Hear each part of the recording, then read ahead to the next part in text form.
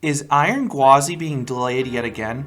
Busch Gardens Tampa recently updated the Iron Gwazi ride page to now say that the ride is opening anticipated in 2021 instead of spring of 2021. The same anticipated 2021 verbiage has been added to Pantheon at Busch Gardens Williamsburg, Icebreaker at SeaWorld Orlando, and Emperor at SeaWorld San Diego. So in this video, I will analyze if I think these rides will still open in 2021. The SeaWorld chain postponed all of their new 2020 new rides that didn't open before the COVID-19 shutdown until 2021. Texas Stingray opened at SeaWorld San Antonio just a few weeks before the COVID shutdown, and to be honest, that ride probably wouldn't be open right now if it hadn't opened in that short time frame. SeaWorld Orlando and Busch Gardens Tampa were able to open fully in 2020 starting in June, but their capacities were limited. Busch Gardens Williamsburg was able to start opening later in the year for reduced capacity festivals and events. SeaWorld San Diego never opened with rides. So does it make sense for these rides to open in 2021? And to that I say, it depends what the capacity limits are. SeaWorld spent big for 2020 and they clearly want to return their investment. If the parks are already hitting their reduced capacity, they have no incentive to open their new rides yet. They can't possibly boost a capacity that's already at the high end. With both spring break and summer approaching, both the Florida parks will likely see a boost in their demand in the next few months. Another factor that may be impacting the opening timeline for both Iron Gwazi and Icebreaker is Velocicoaster.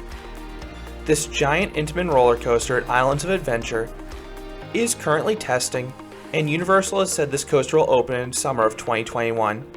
It's possible that SeaWorld is saving their two Florida coasters as a response to Velocicoaster after that ride opens and the hype for it dies down. For Busch Gardens Williamsburg and SeaWorld San Diego, it may not make sense for them to open their new rides right away with the park, considering both those parks never opened in fall in 2020 after the COVID shutdown. And if you look at another chain, Six Flags is also postponing several of their 2020 rides into 2022 for financial reasons.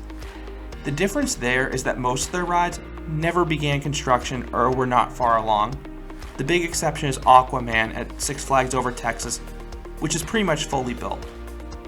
All of SeaWorld's new for 2021 coasters have begun testing except Pantheon, and that coaster looks pretty close to starting testing. Many of these parks already extended 2020 season passes into 2021, so many guests who are willing to visit in 2020 essentially got 2 years for the price of one. Financially, there is an argument to wait until later this year, or even next year, so people will want to renew their pass for 2022 as well.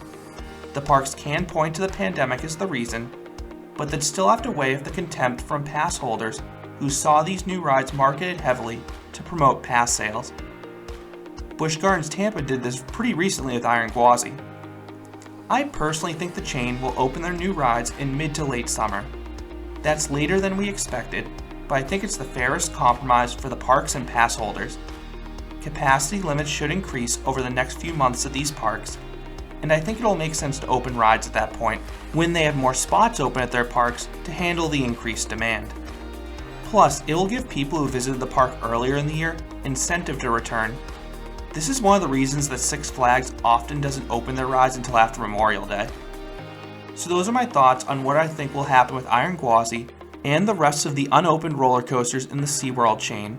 Hopefully I'll be able to ride these later this year. What are your thoughts on these rides? Do you think they'll still open this year? I would love to hear your thoughts down in the comments. If you enjoyed this video, I'd appreciate if you gave it a like and you considered subscribing, because there'll be a lot more roller coaster and amusement park videos here at Canopy Coaster. Thanks for watching.